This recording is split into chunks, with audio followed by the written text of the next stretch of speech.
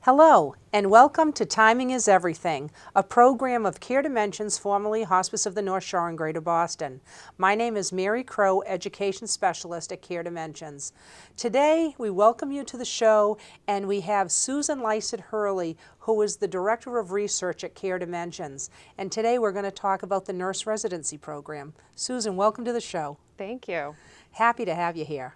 So, tell us a little bit about you and about your time at Care Dimensions and a little bit about yourself. So I'm a nurse by training. I knew I wanted to be a nurse for a long time, and I was a home health aide for a while, and then during nursing school I worked in the ICU, and then went to get my master's, and during my master's program I came to Care Dimensions as a student for a year and then stayed on as a palliative care nurse practitioner for 2 years. And then left and got my PhD and came back and worked some as a nurse practitioner, and then also started in this role 3 years ago as the Director of Research. That's great. So tell us, what is this nurse residency program? Tell the audience about this. So in nursing in general, there are these days a plentiful residency programs for nursing students coming out of nursing school and entering into the job market. And there was a recognition that that is a transition time and that perhaps we should have a little more structured to that time. So there's residency programs you'll find in hospital programs, in the ICUs, in oncology, in the OR, and we felt there was an opportunity to think about one in our specialty practice, which is hospice and palliative care. Yep. And so the residency program started from a workforce training grant program out of from the state grant that we had, and we developed a nurse residency program to sort of help with the gap between what folks experience and learn in nursing school and maybe in the first few years of practice, and coming to really join and become a nurse within hospice and palliative care.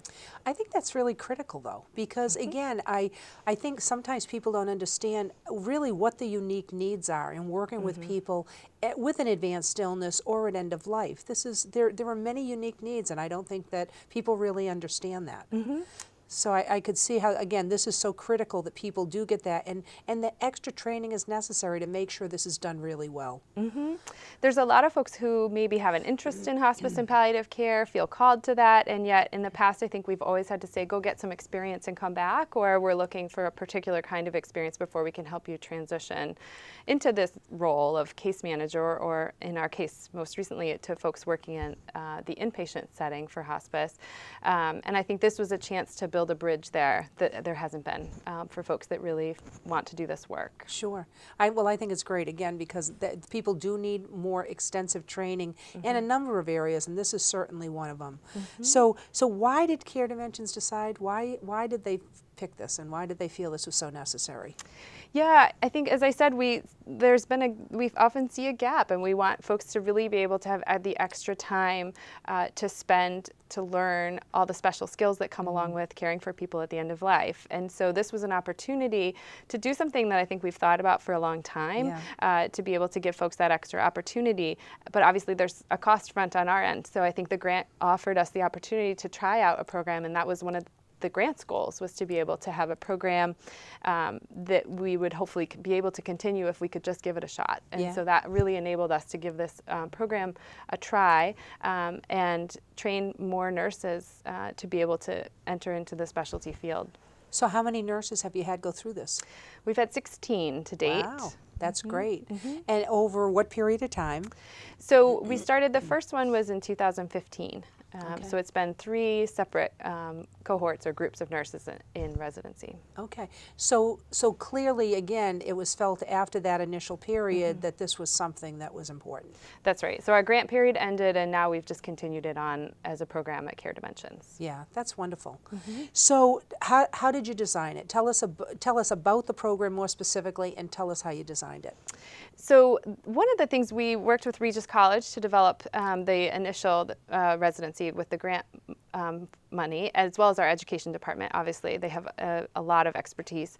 And so one of the things we thought about were, what are some of the skills that people need? What do we use, we wanted to use the ELNEC, the End of Life Nursing Education Curriculum.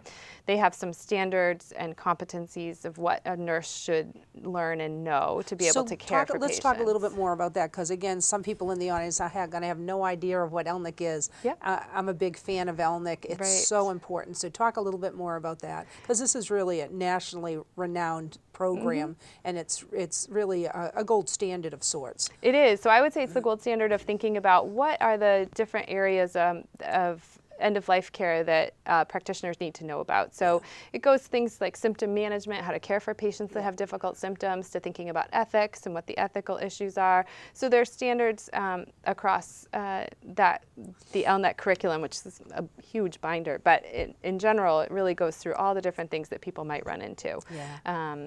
And so we took all of those, and then we also took some Massachusetts nursing competencies, what nurses need to know, and thought about that, and kind of put it all together to say, are we missing anything? Is there anything else we should add to give folks that time? So we took that as a thinking about what should the curriculum, the kind of books, the sitting in classroom, what should some of the lectures and discussions be about?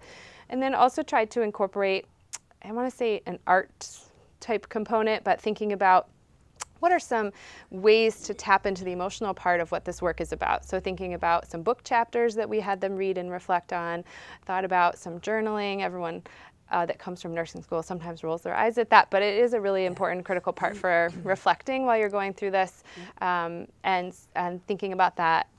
So those two components were more the classroom parts, and then thinking about what does our time out in the field, learning from our own staff here, what should that time look like? And we, in particular, incorporated a significant component of a preceptor program.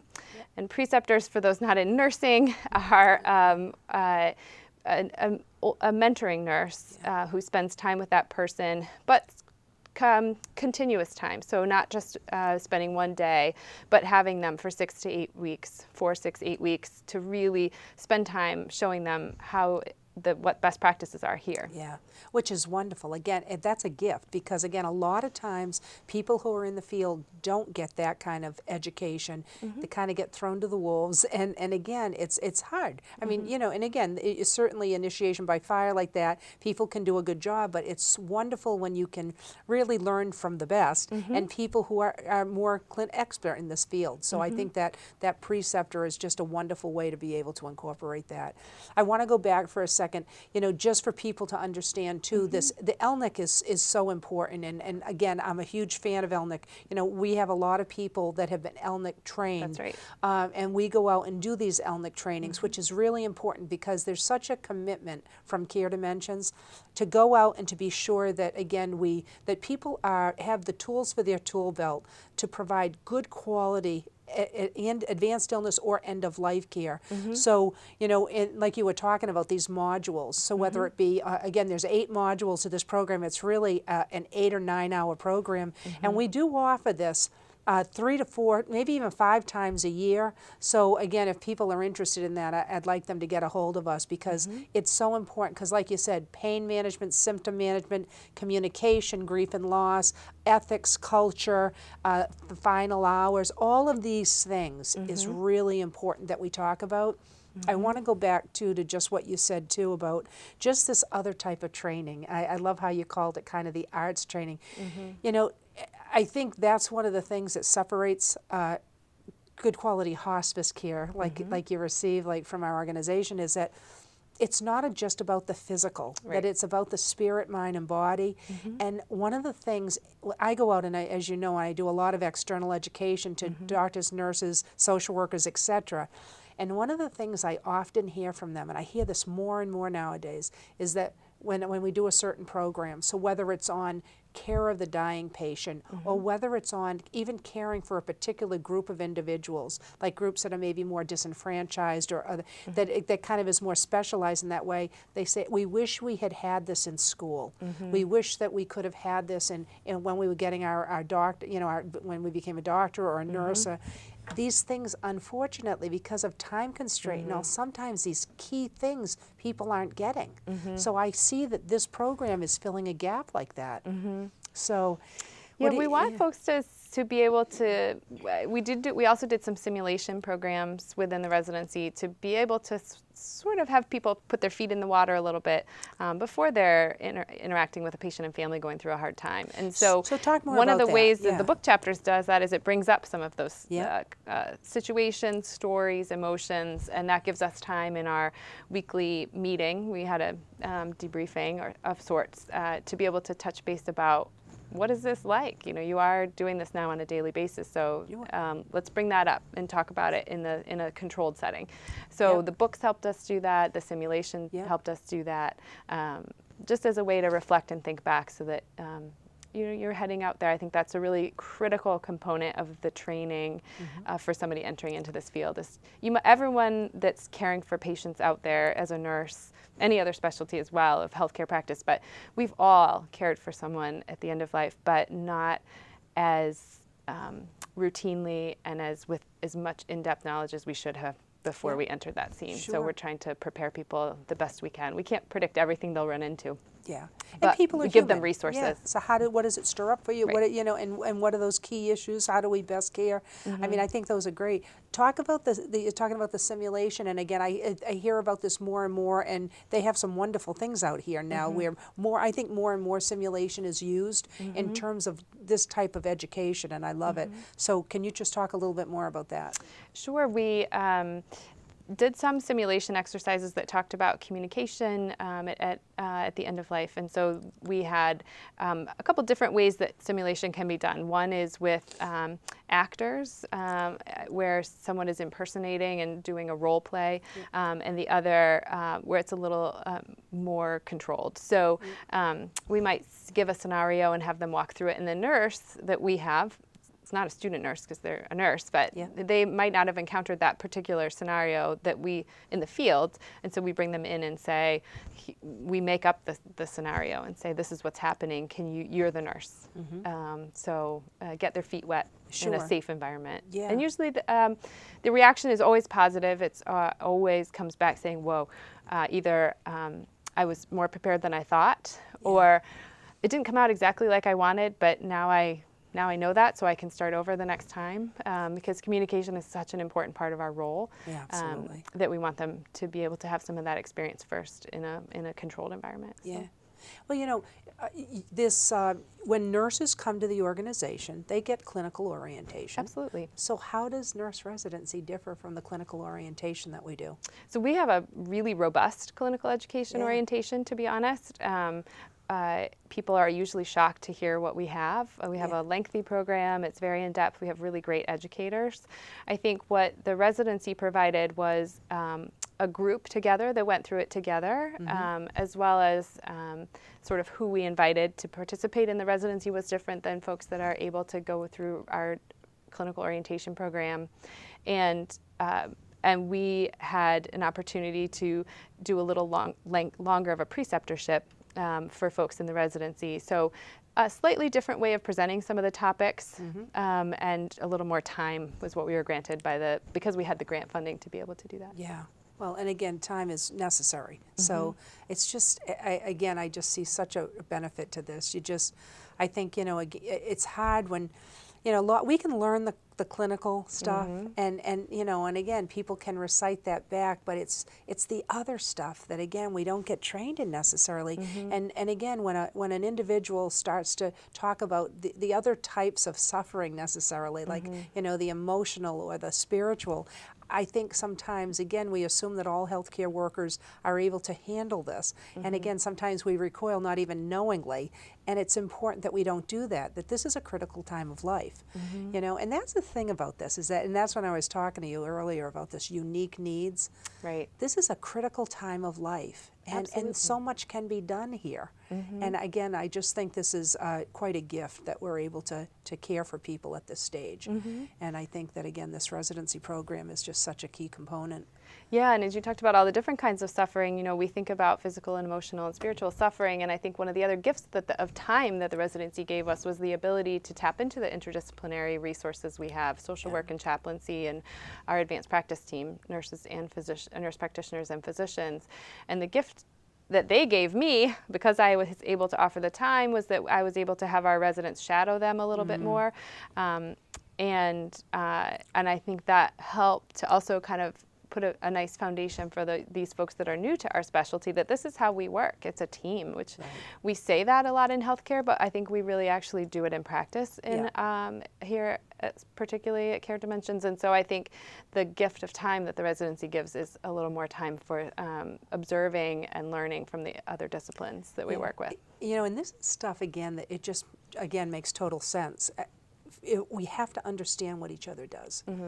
You know, how do we best work? We don't want to, you know, that was the whole point. If you remember years back, we used to call them multidisciplinary teams. And then they changed it to interdisciplinary. And I was thrilled when that happened because, again, I'm kind of like a stickler on words. And, you know, when we were talking about this multidisciplinary team, that people kind of worked in their silos, right? And then what happened, though, was that there were gaps. So we decided that it shouldn't be that way. This had to be interdisciplinary so that no individual or family was falling through the cracks. How do we understand that unless we go and understand what another discipline does and that we work as a well-oiled machine? So it just makes total sense for people to get to shadow in those ways to truly understand. It's one thing telling somebody what you do, but to see it is a whole different ball game. Absolutely. You know? So how do you bring people into this program? So through a normal HR process, in that sense that we posted the positions, and you know, the different residencies had somewhat different targets. You know, in general, we're looking for folks that have a little less experience, that we think would need more time than our general orientation provides to be able to be ready to go and take patients of their own. And so, you know, our residency differs from some of the other ones you'll hear about in the hospital world especially, that we have new graduates, but we also took some folks that were nurses, not particularly seasoned, but did have a little bit of experience. So we took both in a couple of the residencies.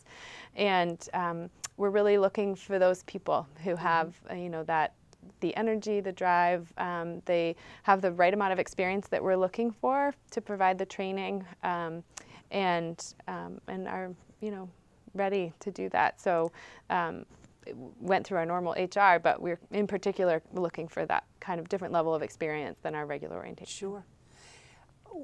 Not speaking for them, obviously, because you can't do that, but what do you think the impact of this has had on the people who have gone through this program? Well, I can't speak for them, but I do know, having, you know, sat with them and learned with them, and they taught me a lot about what it's like to start, because it's been a while for me. To think of that, I know that they all came away feeling incredibly grateful for the position, for this opportunity to start in the specialty field at where they were in their careers. I know that they've all learned and loved a lot through their work, through patients and families, and gotten to know them. I know some of them ended up liking home care more than they even thought. Some of them feel ready for whatever they have felt ready. That I know when they've been done. Which is important. Well, because again, usually we get thrown out into a position, and again, it's different. How often do you get to feel just much more confident when going out into a role? Yeah, wonderful. Definitely the experienced nurses, when they came in, were most excited. They really wanted to learn, and they were really excited to have the opportunity to spend time learning before being thrown out. So we didn't throw them out, but in other jobs they've been, it's been a shorter time of training, and so they were really excited for the opportunity to spend more time learning. Oh, I bet. You know, do you think that, what do you think brings people to this work? I mean, I have my own personal feelings about this, because again, it's, you know, that I have a passion for this work, you know, and caring for people. You know, this is something that for the past 33 years I have cared for people at end of life or with an advanced illness. I don't feel like we choose our professions. I feel like it chooses us, and I feel like people are drawn. You know, people aren't in this for the money and glory, but it always interests me. That's my perception on it, and that I just feel like this is such an honor, and there's no greater honor to be invited in and to be asked to be present and be welcomed in to be a part of that person's experience at this stage of life. But I think for different people it's different. So what is your feeling around that? that. I think that's true. I think for different people it's different. I think sometimes people have had a personal experience that opens their eyes to this world. I think some people don't even really think of it or conceptualize it as a career in that sense, that you could really care for people at the end of life, you know, as your career. I think sometimes personal experience. I think sometimes for me, for instance, I worked in the ICU and I saw end of life come suddenly and tragically, and often it is, but there was no preparation, no time, and so for me it was an eye opener that you could spend time and think about what that time is like. So I'm not sure exactly what brings people in. I do think it's different, but I think all of them come to realize that when a patient comes to us, oftentimes the sort of stark outcome is known. We know what's going to happen, but we don't know how and what it will look like, and we can help be a part of that and help people design their story the best that they possibly can and live to the best that they can. It's about living, since we already can't change the major outcome. Yeah. Is there something that you hear as a common thread from the people that go through the residency program that was just something that was eye-opening to them, or something that they just didn't expect, or the way they thought or felt, or and again being brought into this type of work in terms of working with people at end of life? You know, I think they didn't appreciate maybe how each and every patient would touch them. Mm-hmm. That each and every time they were with a patient and family, it was different. Yeah. Even though there's some threads that are similar, but each and every time is unique, and that they became a part of that story too. And so I think they really valued that. I think two now residents have done some blogging about it for us. So it's up on the Care Dimensions website under the residency tab. Oh, that's great. For people that are more interested in a particular experience for someone going through it. But that's mostly what we end up talking about. I still meet with them monthly, and they talk about their experiences with patients and families, what that's like. Yeah. How do you think it impacts them in terms of, because they're in a group, right? They kind of work in a group-like setting for quite a while. Mm-hmm. People don't often have that experience, because a lot of time, again, they're working individually in terms of that sort of thing. So how do you think that has impacted, and what is the group, again, if they verbalize that sort of thing to you?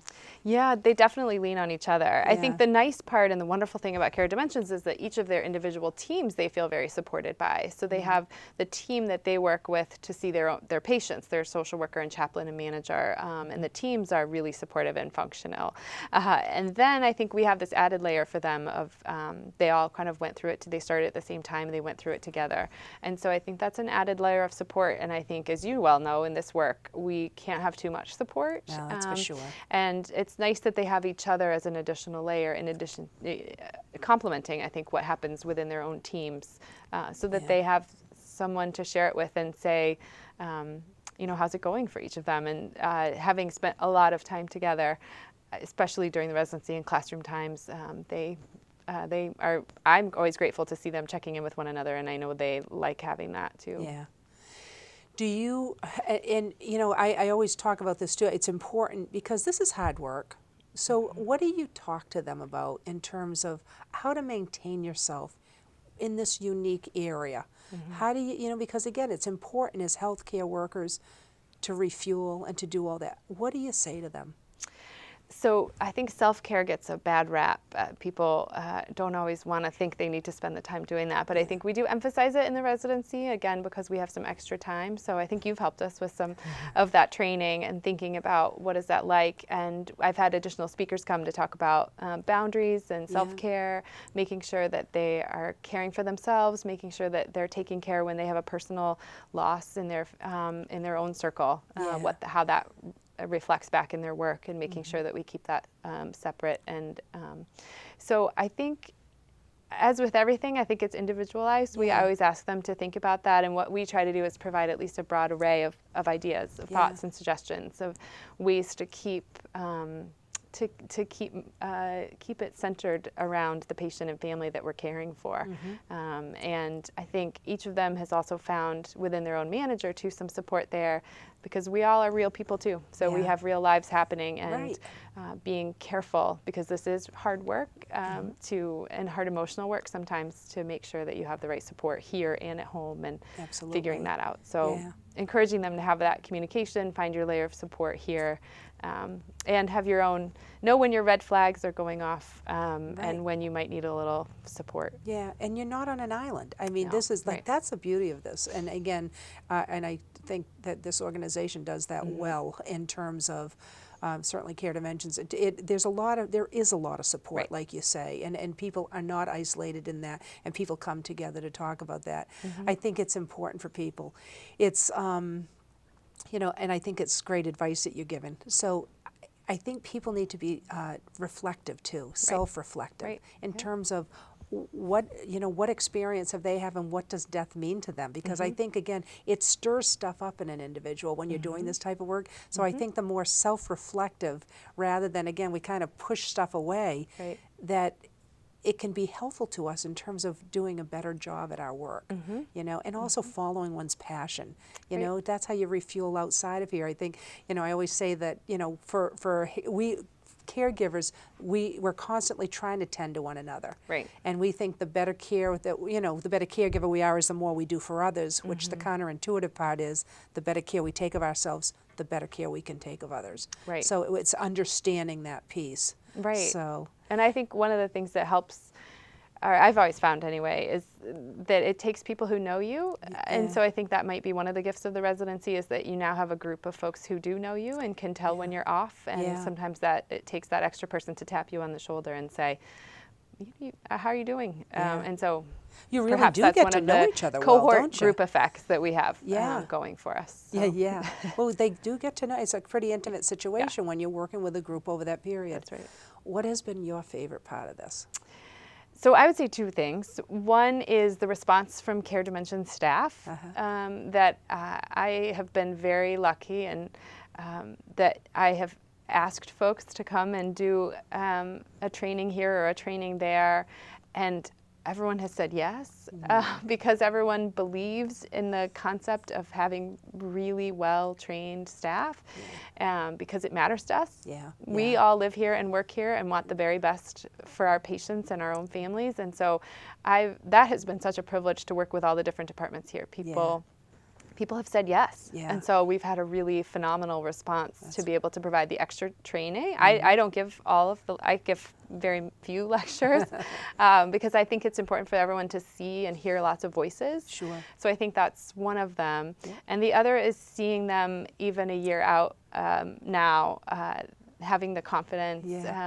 They've had the skills, obviously, for a long time, but you know, to kind of keep watching folks, that it doesn't just end when the residency ends, that they really keep learning and keep developing and keep growing. And I still get stopped in the hallway to say, so-and-so is doing a really great job. And so that nice? makes my job really easy. That's wonderful. And reflects well on, I think, what we've decided as an organization is something really important to give back. So. Oh, that's great. How do they reach you? So I would say questions about the residency in general. I don't have a specific date for the next one yet, but questions in general, feel free to contact our Human Resources Department. But if there's anything, they could contact me if there's any specific questions, or my number is our general number, 978-774-7566, and then they could ask to be transferred to me, and I'm happy to answer any questions. Well, thank you so much for being on the show today. We really appreciate it. And thank you for tuning in to Timing is Everything. I'm Mary Crowe, and I look forward to your tuning into our next show. Care Dimensions, formerly Hospice of the North Shore in Greater Boston, is different in that we do more than just hospice. It's just incredible, the services they provide when people need it the most. So being able to offer more individualized care helps people feel more cared for. Because it's about the patient's quality of life. I don't think there's any place else in the Boston area like Care Dimensions. At Care Dimensions, we'll take care of your family like you're a part of ours. Visit us at caredimensions.org.